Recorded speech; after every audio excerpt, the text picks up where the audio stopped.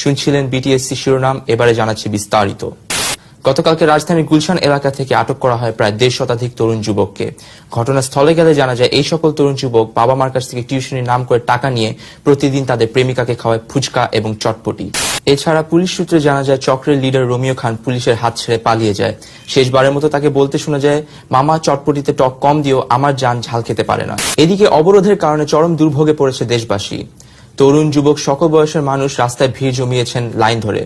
সেখানে উপস্থিত আছেন আমাদের চিফ রিপোর্টার হাবিব। সরাসরি চলে যাচ্ছি তার কাছে। জি সালমান, আপনি যেটা দেখতে পাচ্ছেন, আমরা রাজধানীর একটা রাস্তায় দাঁড়িয়ে আছি এবং আমার পিছনে কিছু সাধারণ জনগণ দাঁড়িয়ে আছেন। তারা কেন দাঁড়িয়েছেন সেটা আমরা জানি না, এখন এই মুহূর্তে তাদের কাছ থেকে আমরা জানবো সেটা। জি, আপনার অনুভূতি কি? আমার সুন্দর একটা ডিউটি জন্য দাঁড়ায়।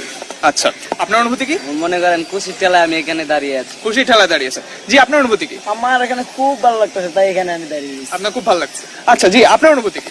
আকাশটা খুবই ভালো, আমি সেই জন্য খুশি ছিলাম এখানে। আপনি আকাশ দেখতেছেন, আপনার আকাশ খুব ভালো লাগছে। জি সালমান, সো আমরা যেটা বুঝলাম যে আমাদের দেশে কষ্টের অভাব নেই, কিন্তু খুশির ঠেলার অভাব নেই। সবাই এখানে খুশির ঠেলা দাঁড়িয়েছে। অন্যদিকে ম্যাক্সিমাস ফোন ব্যবহার না করায় বেদম প্রহার করা হয় 3 যুবককে।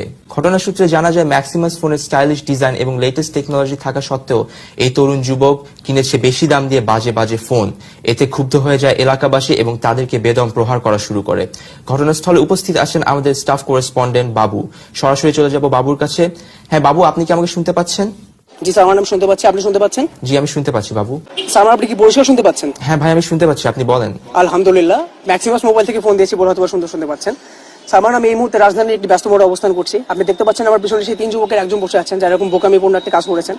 জানি না তাদের মাথায় এমন কি সমস্যা হয়েছিল যার কারণে তারা এরকম বোকার মতো একটা কাজ করে বসে। বাংলাদেশের শ্রেষ্ঠ গায়ক, নায়ক, নৃত্যশিল্পী এবং সকল গুণের অধিকারী তরুণ লিটন শেখকে পাওয়া যায় সুদূর অস্ট্রেলিয়াতে। অস্ট্রেলিয়ান এমবেসি তার এই প্রতিভার জন্য তাকে বাংলাদেশে আসতে দিতে রাজি নন। প্রায় 10 মিলিয়ন ক্রাউডের মাঝে আজ হয়ে যায় তার ফার্স্ট অ্যালবাম জিপসি হার্টের প্রথম সোলো লাইভ কনসার্ট। চলুন দেখে আসি সেই কনসার্টের কিছু দৃশ্য।